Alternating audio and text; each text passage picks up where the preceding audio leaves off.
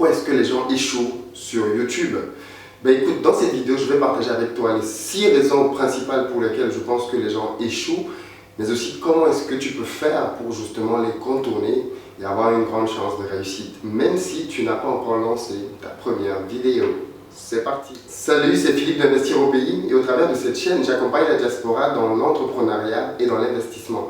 Donc si l'une de ces deux thématiques t'intéresse, je t'invite sans plus tarder à t'abonner à cette chaîne et à cliquer sur les notifications afin d'être informé de la parution de chacune de nos 3 vidéos hebdomadaires, le lundi, le mercredi et le vendredi à 11 h. Je fais juste une parenthèse pour te signaler que le 15 septembre, samedi dans l'après-midi, j'organise une session de travail à Paris pour que l'on puisse parler business ensemble. Si c'est quelque chose qui t'intéresse, va dans la barre de description et il y a une vidéo qui te donne des détails par rapport à cela. Alors la thématique d'aujourd'hui est une thématique hyper importante pour tous ceux qui s'intéressent à YouTube, mais aussi pour ceux qui ne s'y intéressent pas encore, peut-être parce qu'ils ne savent pas tout ce qu'ils peuvent faire avec YouTube. Il se trouve que beaucoup de gens abonnés à cette chaîne ont eux-mêmes des chaînes YouTube qui malheureusement ne décollent pas, ont très peu d'abonnés. Et il y a aussi des gens qui suivent cette chaîne, qui veulent se lancer sur YouTube, mais qui ont peur d'échouer, peur de se mettre face à une caméra, et donc qui ne savent pas comment avancer sereinement. Mais écoutez, peu importe le cas dans lequel vous êtes, cette vidéo vous concerne parce que je vais aborder justement les 6 raisons principales pour lesquelles je pense que les gens échouent quand ils se lancent sur YouTube.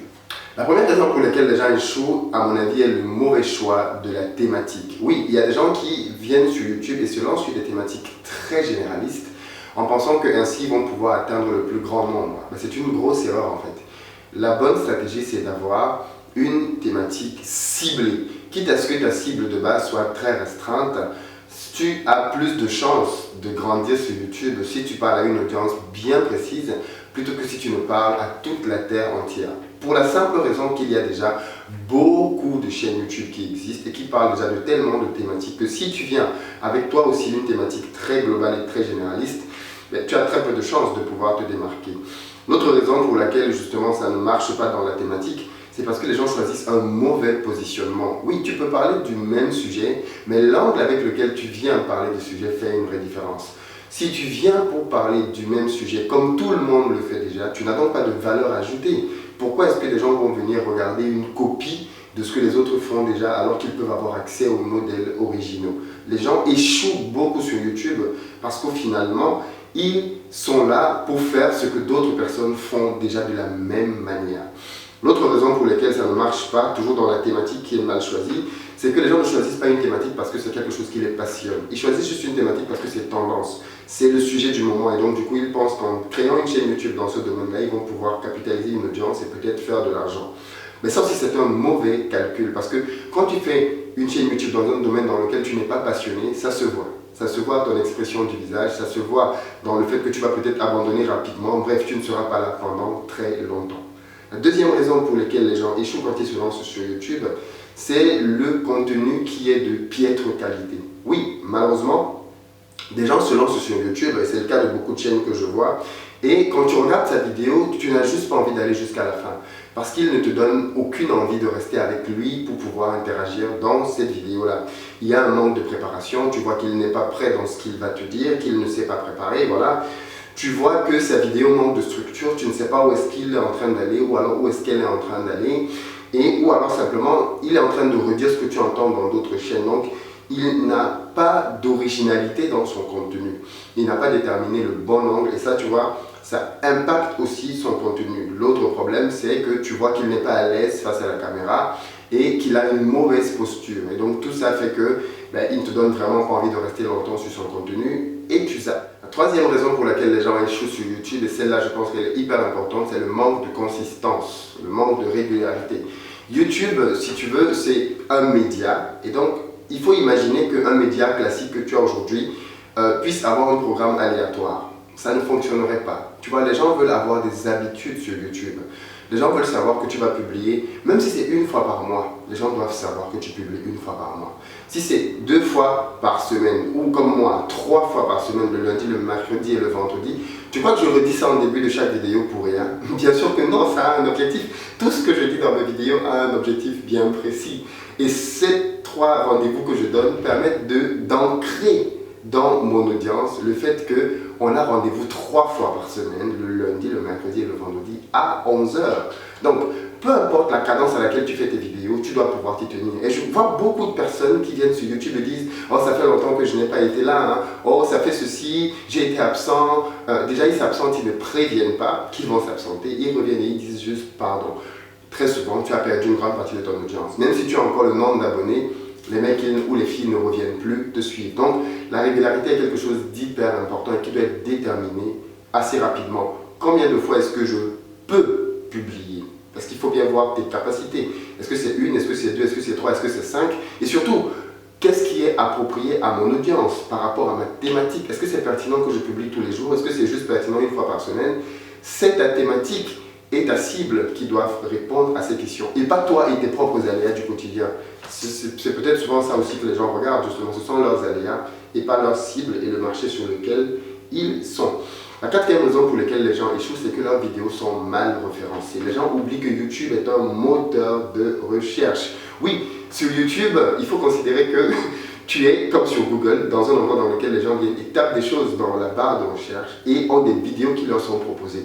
Si tu ne prends pas ça en compte quand tu crées ta vidéo, parce que ça c'est le gros problème de beaucoup de personnes sur YouTube, ils ne pensent qu'à produire leurs vidéos, à faire un bon contenu. Et ils oublient qu'ils ne sont pas sur Facebook, ils oublient qu'ils ne sont pas sur Instagram, ils sont sur YouTube. Et YouTube est un moteur de recherche. Ça veut dire que des milliards de personnes viennent sur YouTube chaque mois pour regarder du contenu. Et ces personnes-là viennent souvent avec une idée en tête, chercher un contenu. Donc si tu n'optimises pas tes vidéos au niveau de tes titres, au niveau de la description de ce que tu mets dans ta vidéo, au niveau de tes tags, au niveau de ton thumbnail, de l'image photo que tu mets pour pouvoir attirer les gens, tu as de très faibles chances de pouvoir réussir sur YouTube. Et ça, je pense que tu devrais clairement revoir tes vidéos et voir si elles sont chacune optimisées. C'est peut-être la raison pour laquelle, et même certainement la raison pour laquelle tu n'as pas beaucoup de trafic aujourd'hui si tu as déjà une chaîne, et la raison pour laquelle si toi aussi tu crées une chaîne, si tu ne prends pas en compte le fait que YouTube est un moteur de recherche, tu n'iras pas loin sur cette plateforme-là. La cinquième raison pour laquelle les gens échouent quand ils viennent sur YouTube, c'est qu'ils ne savent pas monétiser leur chaîne. Il y a des chaînes même qui ont une certaine audience, tu vois, qui ont une certaine taille, mais ils ne savent pas comment gagner de l'argent avec ça. Et donc du coup, au final, ils se retrouvent frustrés parce que ça fait des années qu'ils travaillent dur et ils ne parviennent pas à tirer de revenus de leur chaîne. Et au final, ils commencent à y accorder de moins en moins de temps. Parce qu'au bout d'un moment, tout revient à l'argent. C'est-à-dire, qu'est-ce que je veux dire par là? Pour pouvoir te consacrer à une activité que tu aimes vraiment, il faudrait qu'au bout d'un moment, elle puisse te rapporter de l'argent pour que tu puisses continuer à vivre et donc à alimenter cette activité-là. Si tu es sur YouTube et qu'effectivement, tu fais ça comme une passion, comme quelque chose de totalement ludique, alors tu n'auras pas forcément l'engagement de pouvoir publier toutes les semaines à une certaine fréquence, ainsi de suite. Ou alors, si tu ne fais pas une semaine, c'est pas bien grave. Et pourtant, si tu considères que YouTube est un moyen de pouvoir gagner des sous, et gagner beaucoup de sous, comme on va le voir par la suite, alors tu vas peut-être considérer sérieusement ce que tu fais sur YouTube. Et même si c'est une passion, tu vas considérer le moyen de pouvoir gagner de l'argent avec ça. Et donc, du coup, beaucoup de gens sont sur YouTube, ont même parfois une audience, et ne savent pas comment gagner de l'argent avec cette audience-là. Donc, du coup, au final, ils sont frustrés. Et bien évidemment, qu'un YouTuber frustré, ce n'est pas bon pour son audience, parce que ça finit par se voir. Et la dernière raison pour laquelle les gens échouent bien évidemment sur YouTube, la sixième, c'est parce qu'ils ne se sont jamais formés avant d'entrer sur YouTube. Ils ont pensé que YouTube consistait juste à venir et faire une vidéo, la poster en ligne et pouvoir avoir du succès. Moi j'ai raconté dans une précédente vidéo qu'en 2000, je pense 12 ou 13, j'avais créé un blog sur l'alimentation qui n'a pas marché comme je voulais. Et ça a été une très grosse expérience pour moi parce que je m'étais donné à fond dans ce blog-là. Et je n'ai pas eu les résultats escomptés. Mais pourquoi est-ce que je n'avais pas eu les résultats escomptés? Ça m'a pris du temps à le comprendre. Et le lancement que j'ai fait sur YouTube aujourd'hui semble être un succès parce que je pense que j'ai capitalisé sur les expériences et les échecs que j'avais eu auparavant avant de me lancer sur YouTube. J'avais déjà répondu aux 5 points dont je viens de te parler. J'avais ma stratégie. Je m'étais formé, super important, je m'étais formé auprès des YouTubeurs auxquels je crois et aux valeurs, avec des valeurs que je partage. J'avais déterminé ma stratégie, j'avais déterminé ma fréquence de publication, j'avais déterminé ma cible, super important, j'avais déterminé quel est le profil type de la personne à qui je veux que ma chaîne s'adresse. j'avais déterminé ma régularité, bref, j'avais déterminé plein de choses, comment j'allais monétiser cette chaîne-là. Et donc, en entrant dans YouTube, je suis juste en train de dérouler un plan qui est déjà établi auparavant. Et bien évidemment, c'est un plan dans lequel il faut avoir de la flexibilité pour pouvoir le changer quand les choses ne marchent pas. Donc voilà un peu les raisons que je peux te citer. Alors maintenant, je voudrais te préciser que si tu vas dans la barre de description de cette vidéo, tu vas trouver le premier module d'une formation que j'ai faite pour pouvoir t'aider à craquer YouTube, à craquer le code de YouTube pour pouvoir réussir sur cette plateforme-là. C'est un module que j'ai ouvert gratuitement pour que tu puisses toi-même te faire une idée du contenu de ma formation. Et si vraiment tu as envie de gagner de l'argent avec YouTube, que tu puisses aller plus loin dans cette formation. D'emblée de jeu, je veux préciser que ma formation ne s'adresse pas à tout le monde. Clairement, cette formation n'est pas faite pour tout le monde. Et peut-être qu'elle n'est pas faite pour toi qui me regarde en ce moment. Dans tous les cas, cette formation est faite pour ceux qui veulent avoir un complément de revenus. Est-ce que tu as besoin d'argent? Est-ce que tu as besoin de plus d'argent au moment où on est en train de parler? Si c'est le cas, alors quelles sont les opportunités, quelles sont les possibilités que tu as devant toi? Si tu es peut-être étudiant, la solution que tu as dans ta tête aujourd'hui, c'est finir tes études et ensuite trouver un job pour pouvoir par la suite commencer à gagner tes premiers euros. C'est possible. Si tu es salarié aujourd'hui, quelles sont les possibilités que tu as pour pouvoir gagner plus d'argent? Tu as la possibilité de supplier ton patron, de faire de toutes les courbettes qu'il faut pour avoir une augmentation de 100 euros si tu es chanceux par mois, parce que parfois les augmentations sont moins que ça par mois. Donc, tu vas faire tous les efforts que tu es en train de fournir aujourd'hui pour pouvoir gagner potentiellement 100 euros de plus. Ok, pourquoi pas? C'est un moyen de pouvoir gagner plus d'argent. Sinon, tu peux décider d'avoir un job en plus. Tu vois, en plus de ton job que tu as maintenant qui te prend déjà pas mal de temps, tu peux décider de bosser au McDo le week-end. Tu peux décider de bosser, je ne sais pas moi, au KFC le week-end. Et ainsi, tu vas pouvoir arrondir tes fins de mois. Tu vas travailler comme un malade parce que chez McDo, ça va hyper vite. C'est l'un des environnements de travail les plus difficiles et les plus stressants qui soient au monde. Tu vas cavaler comme un malade pour pouvoir à la fin laisser ta santé là-dedans, bien évidemment, pour gagner quelques euros en plus. C'est une solution aussi. Peut-être que tu veux décider de partir vers celle-là. Ou alors tu peux décider de ne rien faire. Tu peux décider de rester frustré. C'est peut-être déjà ce que tu fais aujourd'hui. Aigri, tout le temps à critiquer, à tirer sur les autres. Parce qu'au final, tu caches un besoin profond que toi-même tu as dans ta propre vie. Mais toutes ces solutions que je viens de te donner sont clairement de fausses solutions, à mon avis, en 2018. Tu as la possibilité aujourd'hui avec YouTube de pouvoir créer un complément de revenus ou alors même de pouvoir vivre totalement de ta chaîne YouTube si tu sais à peu près comment ça marche, si tu sais comment t'y prendre pour pouvoir réussir à décoller sur cette plateforme-là. Et une bonne solution, ce serait de pouvoir créer un business et de pouvoir le populariser, le vulgariser avec YouTube. Peut-être que tu as un projet aujourd'hui, que ce soit dans l'agriculture, dans l'élevage ou même dans un autre business. YouTube va t'aider à pouvoir avoir de la visibilité et donc demain gagner de la clientèle. C'est super important quand tu veux lancer un business d'avoir une clientèle. Mais allons-y simplement, prenons un cas de figure. Comment est-ce que tu peux faire donc pour pouvoir partir de zéro? Peut-être aujourd'hui, tu as une langue maternelle que tu aimes bien. Voilà une problématique que j'ai identifiée. D'ailleurs, je t'annonce déjà que la semaine prochaine, je vais faire une vidéo dans laquelle je vais donner, je pense, 5 thématiques sur lesquelles chacun peut se lancer sur YouTube. 5 thématiques propres à la diaspora ou alors aux gens qui vivent déjà en Afrique. Et on va voir l'une d'elles tout de suite. Ta langue maternelle, par exemple, moi j'ai identifié ça comme étant un problème. Quand je suis arrivé en France, je parlais très bien ma langue maternelle, que j'avais apprise pendant quasiment toute ma vie. Mais à passer plus de 10 ans à la pratiquer très faiblement, j'ai oublié pas mal de vocabulaire. J'entends toujours très bien tous les mots, mais j'ai perdu du vocabulaire. Et moi, ça m'aurait bien intéressé d'avoir une chaîne YouTube, par exemple, qui permet de pouvoir garder le contact avec cette langue maternelle-là. Donc, une chaîne YouTube que tu pourrais ouvrir aujourd'hui, ce serait une chaîne YouTube qui parlerait simplement de ta langue maternelle, celle que tu as apprise, que ce soit, je ne sais pas moi, le bambara, que ce soit le fan, que ce soit le mina, que ce soit le bassa, le douala, le beti, bref, la langue que tu veux, tu peux créer une chaîne YouTube pour commencer à partager dessus. Et tu vas te rendre compte que tous ceux qui sont intéressés par cette chaîne viendront, par cette thématique-là, viendront sur ta chaîne, simplement. Certains pour pouvoir apprendre, parce qu'ils n'ont jamais appris cette langue-là, ils sont peut-être nés en Europe et c'est l'occasion pour eux de pouvoir apprendre la langue de leurs parents. Pour d'autres, c'est peut-être simplement l'occasion, comme moi, d'améliorer leur niveau de langue. Et puis pour d'autres, simplement de pratiquer. Donc, tu peux créer une thématique là-dessus et commencer comme ça à partager tes propres expériences Ou même, tu peux décider d'aller à l'apprentissage de ta langue et créer une chaîne pour partager tes expériences et tes apprentissages. En progressant, les gens vont te voir et les gens vont venir, ils vont adhérer à ta thématique, ils vont t'aider même. Et au bout d'un moment, quand tu auras décelé quels sont les problèmes de ta thématique, tu pourras créer des formations pour pouvoir répondre aux besoins de cette thématique-là et commencer à générer tes premiers euros pour pouvoir en vivre peut-être plus tard en fonction de la pertinence de ta niche et des formations que tu pourras développer. Voilà, de manière très simple, comment est-ce que ça marche? Comment est-ce que tu peux partir de zéro et gagner de l'argent là-dessus? Alors, moi je pense que la formation que j'ai créée peut t'aider. Je pense qu'elle peut t'aider à pouvoir gagner un peu plus d'argent, elle peut t'aider à pouvoir réussir sur YouTube, avoir davantage de vues. Parce qu'en fait, une fois que tu as des vues, tu as beaucoup de moyens de monétiser, hein, de gagner de l'argent sur YouTube. Tu en as pas mal. Mais la principale chose, c'est avoir de l'audience. Parce qu'une fois que tu as de l'audience, des partenaires peuvent venir à toi pour faire des publicités. Par exemple, si tu fais un truc sur les langues, comme j'ai dit tout à l'heure, un éditeur peut venir te voir pour publier un livre, pour pouvoir vulgariser ce que tu fais, parce qu'il voit que tu as une communauté.